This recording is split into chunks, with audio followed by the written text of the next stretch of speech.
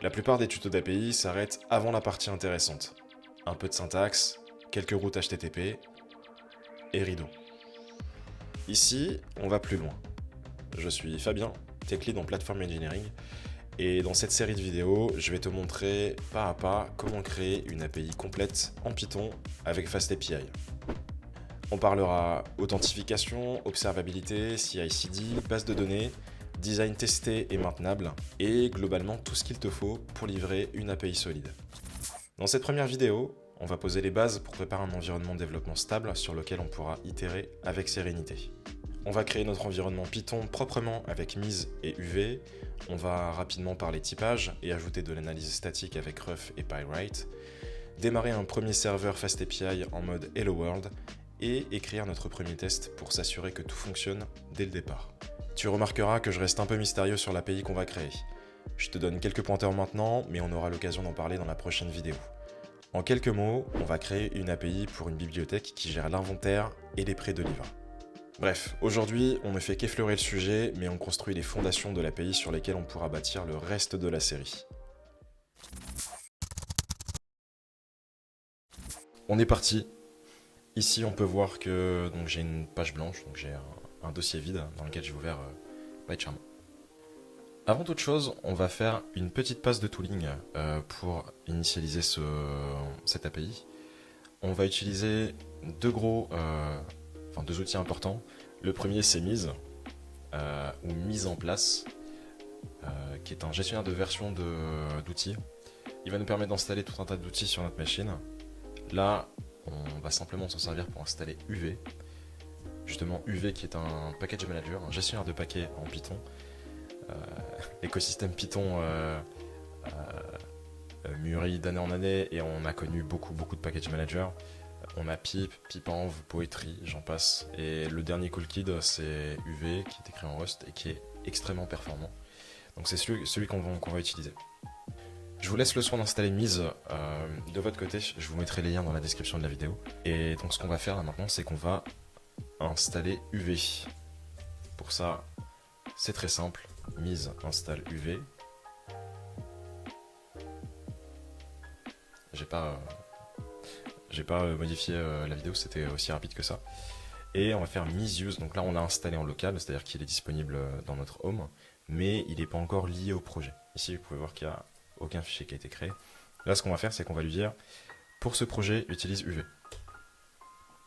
C'est chose faite. Il a créé un fichier qui s'appelle mise.toml, dans lequel on va mettre pas mal de choses, dont les outils qui sont installés et UV.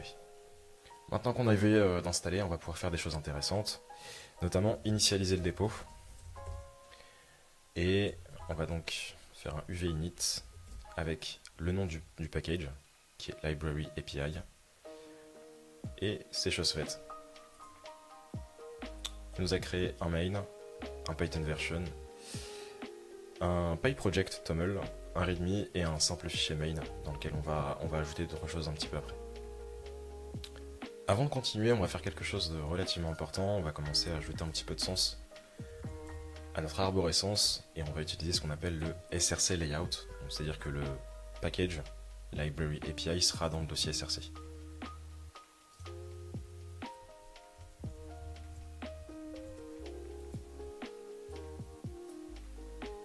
On va faire un petit truc en particulier.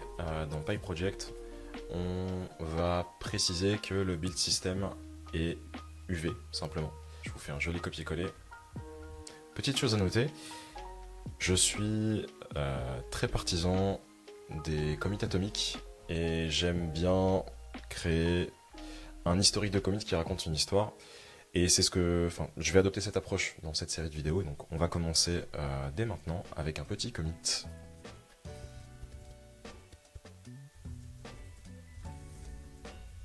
On va continuer avec une catégorie d'outils importantes qui sont les outils d'analyse de code statique.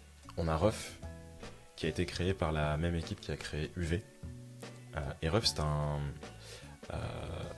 formateur et un linter. Et ensuite un autre outil d'analyse de code qui est super important qui est Pywrite qui est un analyseur de code, un analyseur de type statique, pardon. Et justement, petite parenthèse sur le typage en Python, juste pour un peu justifier la raison pour laquelle on vient ajouter ces deux outils, et notamment Pywrite. Il faut savoir que Python, c'est un langage qui est interprété, et donc qui n'est pas compilé, à typage dynamique, c'est-à-dire qu'on peut affecter pour une même variable plusieurs valeurs différentes avec des types différents tout au long de l'exécution du programme. Et Python est fortement typé, mais il n'est pas type safe. Qu'est-ce que ça veut dire ? Ça veut dire que on peut ajouter ce qu'on appelle du time hinting dans les variables, dans les signatures de fonctions et de méthodes. Mais concrètement, Python, lui, quand il va interpréter le code, il va ignorer ce type hinting. Donc, on peut fortement typer son code. Par contre, à l'exécution, on n'a aucune garantie et ce typage n'est absolument pas vérifié. Tout ça pour dire que je t'encourage très fortement à type hinter tes variables. Et surtout, je t'invite très fortement à utiliser des outils comme Pywrite. Et c'est ce qu'on va faire ici. Et pour terminer sur le typage, je voudrais revenir sur deux cas concrets. Le premier, c'est la vérification statique de code, donc avec Pywrite. Ici, on a une fonction authentication qui retourne un dictionnaire, qui est censé retourner un dictionnaire en tout cas, et ici on retourne none.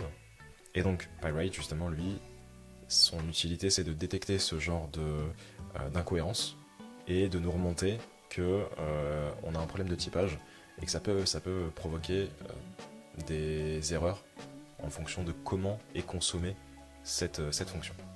Pour le deuxième exemple, on va prendre un cas de validation de type au runtime, c'est-à-dire pendant l'exécution du programme, avec FastAPI, qui est très bien intégré avec une bibliothèque qui s'appelle PyIdentic, qui est une bibliothèque de modélisation et de validation.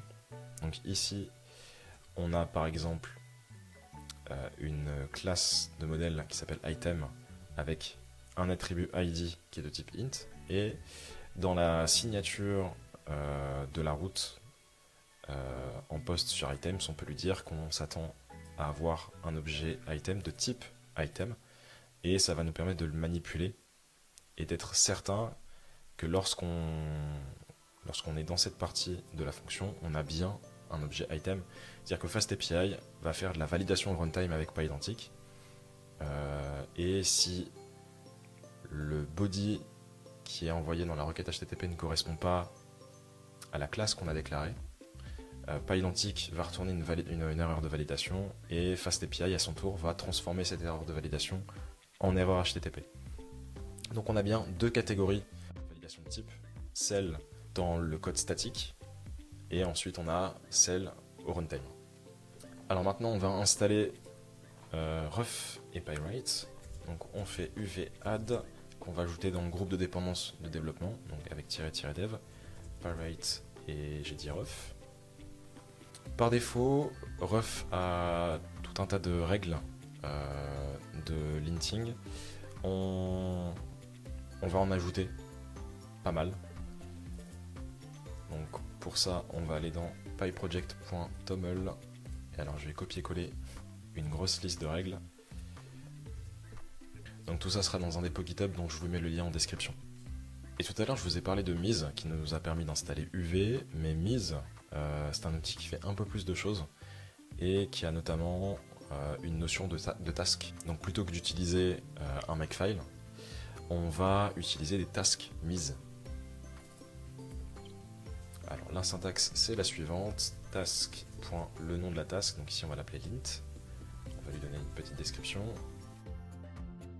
et on va lui faire exécuter quelques commandes. On va faire tourner Ruf et Pywrite. Ce sont des paquets qui sont installés dans un virtual env qui sont gérés par UV. Donc on va simplement utiliser UV pour faire tourner Ruf et Pywrite. Avec UV run, Ruf. Alors Ruf, il y a deux choses qu'on va faire. On va faire du formatage et du linting.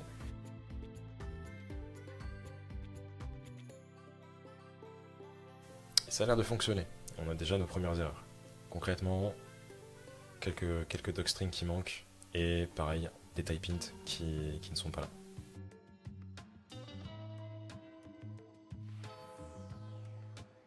On est bon. Comme tout à l'heure, on va faire un petit commit.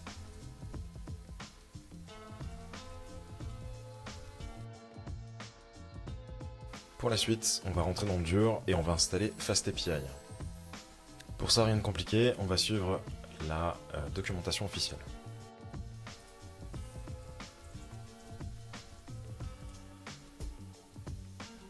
C'est chose faite. Petit réflexe à avoir, on va faire tourner le linter.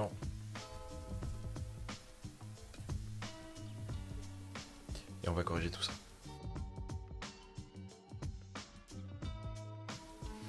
Alors ici, pour une question de Developer Experience, on va faire deux choses.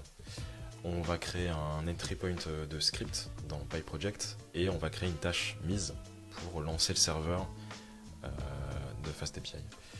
Donc dans pyproject.toml, on va créer, je vais le mettre un peu plus haut, et je crois qu'il a raison.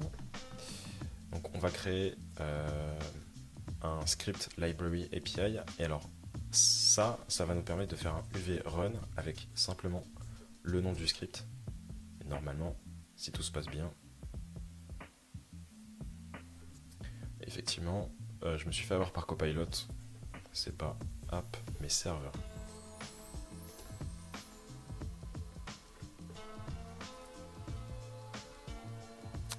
On y est. L'API nous rend bien Hello World sur route. Et on a aussi, avec FastAPI, une intégration native avec OpenAPI et l'interface Swagger, qui est cette page-ci, avec laquelle on peut interagir.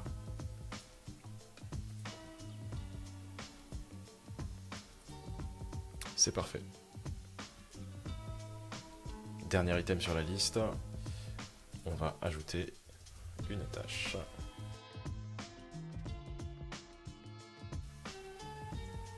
Avec ça, normalement, ça devrait fonctionner. C'est parfait.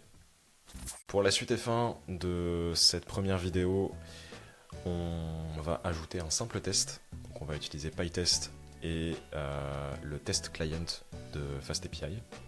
Donc ici, il nous recommande d'installer HTTPX. Ce qu'on va faire. Ensuite, on va installer PyTest. Et on va créer notre premier test.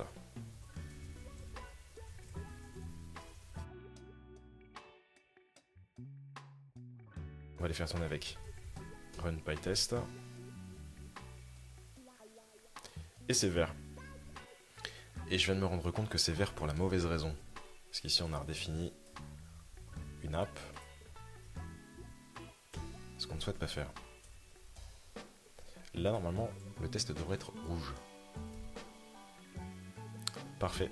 Effectivement on n'a pas message hello world, on a hello world. Impeccable. Pareil que tout à l'heure, pour des raisons de Developer Experience, on va ajouter une petite tâche.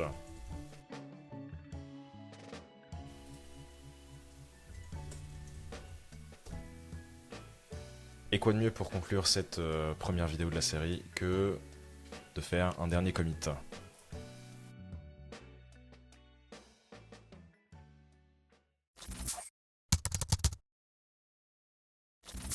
Après cette première vidéo, notre environnement est prêt.